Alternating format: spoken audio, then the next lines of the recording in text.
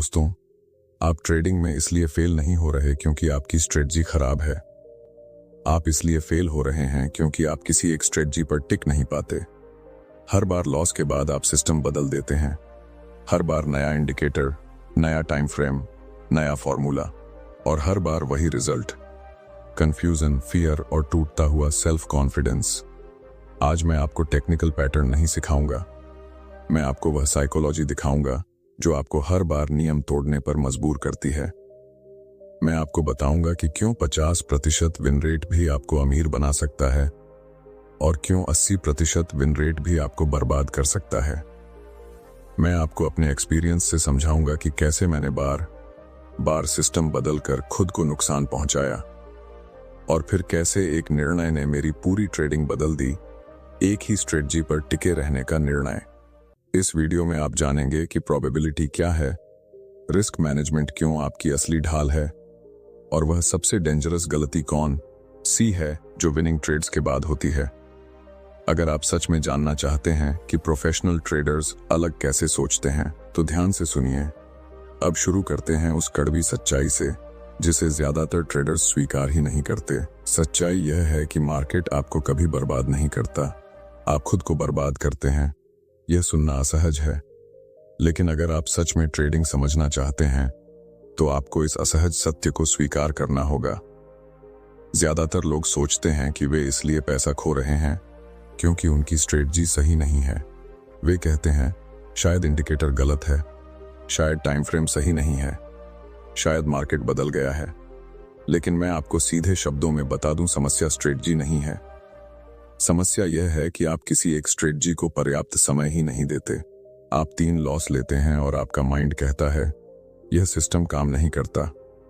आप 2 विन लेते हैं और आपका ईगो कहता है अब मैं मार्केट समझ गया।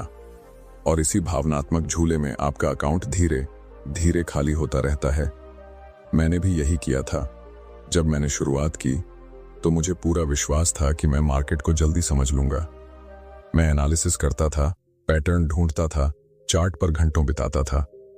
मुझे लगता था कि मैं जितना ज्यादा सीखूंगा उतना ज्यादा कमाऊंगा, लेकिन हुआ उल्टा। पहले कुछ ट्रेड्स में प्रॉफिट मिला, मेरा सेल्फ कॉन्फिडेंस बढ़ा, फिर लगातार 2 लॉस आए। मैंने सोचा यह सिस्टम सही नहीं है। मैंने दूसरा तरीका अपनाया, कुछ दिन ठीक चले, फिर से लॉस। हर बार मैं सिस्टम बदलता रहा और हर बार मैं यह मानने से बचता रहा कि समस्या मेरी कंसिस्टेंसी की कमी है। आप भी शायद यह महसूस करते होंगे, जब स्टॉप लॉस हिट होता है तो दिल में हल्की जलन होती है। जब प्राइस आपके टारगेट तक नहीं पहुंचता और रिवर्स हो जाता है तो पछतावा होता है। जब मार्केट आपके बिना भाग जाता है तो अंदर से आवाज आती है मैंने एंट्री क्यों नहीं ली। ये भावनाएं सामान्य हैं, लेकिन इन्हीं भावनाओं के कारण आप नियम तोड़ते हैं। ट्रेडिंग में सबसे बड़ा भ्रम यह है कि हमें हर ट्रेड में सही होना चाहिए, लेकिन मार्केट में सही होना महत्वपूर्ण नहीं है, कंसिस्टेंट होना महत्वपूर्ण है। मान लीजिए आपकी स्ट्रेटजी 50% बार काम करती है, इसका मतलब है कि आधे ट्रेड लॉस होंगे। अगर आप मानसिक रूप से तैयार नहीं हैं कि 5 में से 2 या 3 ट्रेड लगातार गलत हो सकते हैं, तो आप चौथे ट्रेड तक पहुंचने से पहले ही सिस्टम बदल देंगे। और यही असली समस्या है। मार्केट अनिश्चित है, हर कैंडल में अनिश्चितता है, हर ब्रेकआउट में अनिश्चितता है, लेकिन हमारा माइंड सर्टेनिटी चाहता है। हम चाहते हैं कि अगला ट्रेड गारंटी हो। जब हमें वह गारंटी नहीं मिलती तो हम स्ट्रेटजी बदल देते हैं। मैंने एक समय ऐसा देखा जब मेरे पास 5 अलग अलग सिस्टम थे। हर दिन मैं तय करता था कि आज कौन सा सिस्टम उपयोग करूंगा। परिणाम यह हुआ कि मैं किसी भी सिस्टम के प्रोबेबिलिटी स्ट्रक्चर को समझ ही नहीं पाया। आप अगर बीज बोकर हर तीसरे दिन उसे जमीन से निकाल कर देखें कि जड़ निकली या नहीं, तो वह कभी पेड़ नहीं बनेगा। स्ट्रेटजी भी ऐसी ही होती है। उसे समय चाहिए, उसे कंसिस्टेंट एक्सिक्यूशन चाहिए, उसे इमोशनल स्थिरता चाहिए। लेकिन हम क्या करते हैं, 3 लॉस और हम घबरा जाते हैं, 2 विन और हम ओवर कॉन्फिडेंट हो जाते हैं। यह ट्रेडिंग नहीं है, यह भावनात्मक प्रतिक्रिया है। सच्चाई यह है कि जब तक आप एक स्ट्रेटजी पर 30, 40, 50 ट्रेड्स तक बिना बदलाव के टिक नहीं सकते, तब तक आप यह जान ही नहीं सकते कि वह वास्तव में काम करती है या नहीं। और यहाँ एक और कड़वा सच है, ज्यादातर लोग स्ट्रेटजी इसलिए बदलते हैं क्योंकि वे लॉस सहन नहीं कर पाते। वे लॉस को व्यक्तिगत असफलता मान लेते हैं, उनका ईगो आहत होता है। लेकिन मार्केट को आपकी इंटेलिजेंस, आपकी डिग्री या आपके एक्सपीरियंस से कोई फर्क नहीं पड़ता। मार्केट केवल ऑर्डर फ्लो और प्रोबेबिलिटी पर चलता है। जब मैंने यह समझा कि एक ट्रेड केवल एक डेटा पॉइंट है, तब जाकर मेरे अंदर थोड़ा शांतिपन आया। लेकिन उस शांतिपन तक पहुंचने में मुझे कई साल लगे। अगर आप आज भी हर लॉस के बाद स्ट्रेटजी बदल रहे हैं, तो समस्या मार्केट नहीं है। समस्या यह है कि आप अनिश्चितता को स्वीकार नहीं कर पा रहे, और जब तक आप अनिश्चितता को स्वीकार नहीं करेंगे, तब तक आप किसी भी सिस्टम के साथ कंसिस्टेंट नहीं रह पाएंगे। यही वह जड़ है जहां से सारी गलतियां शुरू होती हैं। अब हम समझने वाले हैं कि एक ट्रेडर के अंदर फियर, ईगो और कंफ्यूजन कैसे काम करते हैं, और क्यों हमारा माइंड हमें बार बार वही गलती दोहराने पर मजबूर करता है। आपने देखा कि समस्या स्ट्रेटजी से ज्यादा आपकी अनिश्चितता को स्वीकार न कर पाने की है। अब सवाल यह है कि आपके अंदर ऐसा क्या चलता है जो आपको बार बार नियम तोड़ने पर मजबूर करता है। मैं इसे बहुत साफ तरीके से समझाता हूं। हर ट्रेडर के अंदर 3 ताकतें सक्रिय रहती हैं, फियर, ईगो और कंफ्यूजन। फियर सबसे पहले सक्रिय होता है। मान लीजिए आपने नियम के अनुसार एंट्री ली, सब कुछ प्लान के अनुसार है, लेकिन जैसे ही प्राइस थोड़ा आपके खिलाफ जाता है, आपका माइंड भविष्य की कल्पना करने लगता है। अगर पूरा स्टॉप लॉस हिट हो गया तो, अगर फिर लगातार लॉस हो गए तो। यह फियर आपको प्रोबेबिलिटी से हटाकर सर्टेनिटी की तलाश में ले जाता है। आप जल्दी एग्जिट कर लेते हैं, फिर वही ट्रेड आपके टारगेट तक चला जाता है और आपका सेल्फ कॉन्फिडेंस और कमजोर हो जाता है। फिर आता है ईगो।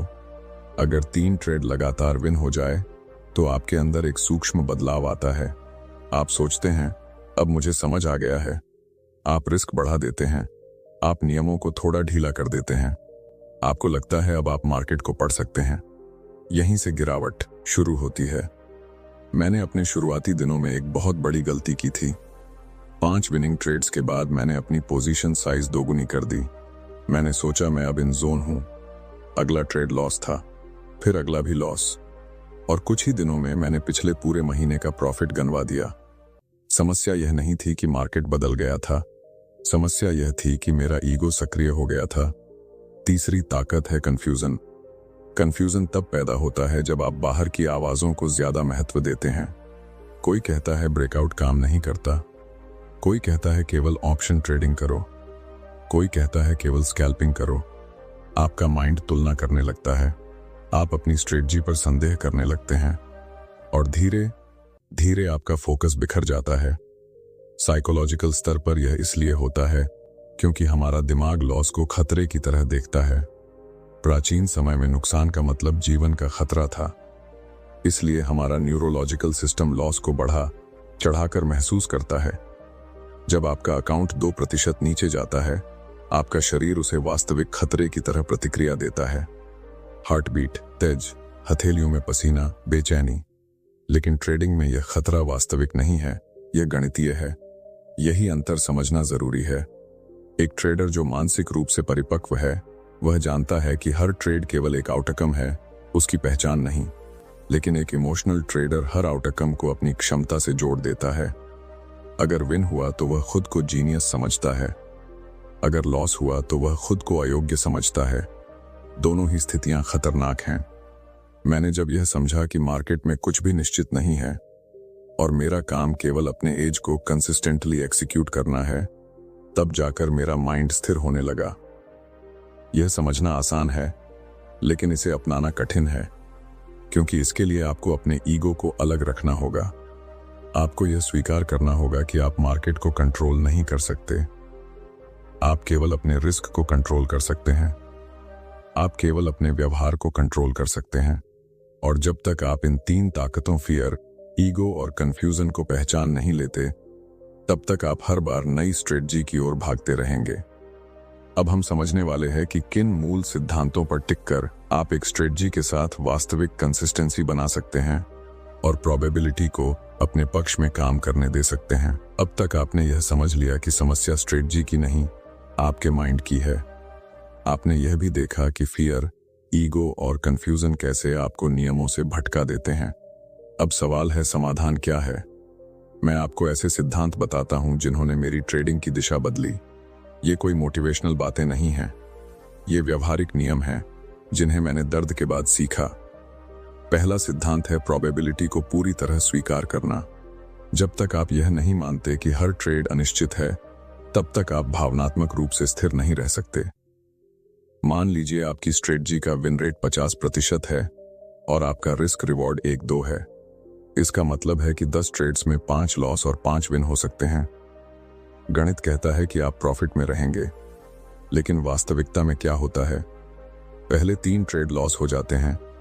आपका माइंड कहता है यह सिस्टम काम नहीं कर रहा। यहीं आप गलती करते हैं।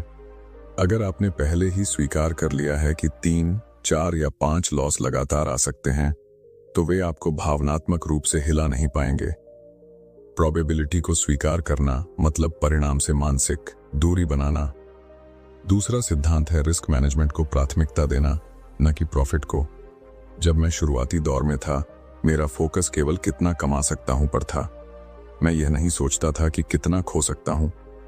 यही सोच आपको अस्थिर बनाती है। अगर आप हर ट्रेड में केवल 1% रिस्क लेते हैं, तो 5 लगातार लॉस के बाद भी आप खेल में बने रहते हैं। लेकिन अगर आप 10% रिस्क लेते हैं, तो 5 लॉस आपको मानसिक और वित्तीय रूप से तोड़ देंगे। रिस्क छोटा होगा तो माइंड शांत रहेगा। माइंड शांत रहेगा तो निर्णय तर्कसंगत होंगे। तीसरा सिद्धांत है कंसिस्टेंट एक्सिक्यूशन। स्ट्रेटजी का मूल्य उसके नियमों में नहीं, उनके पालन में है।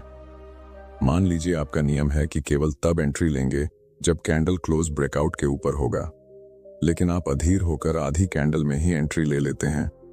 अगर वह फेल हो जाता है तो आप सिस्टम को दोष देंगे, लेकिन गलती सिस्टम की नहीं, आपकी डिसिप्लिन की थी।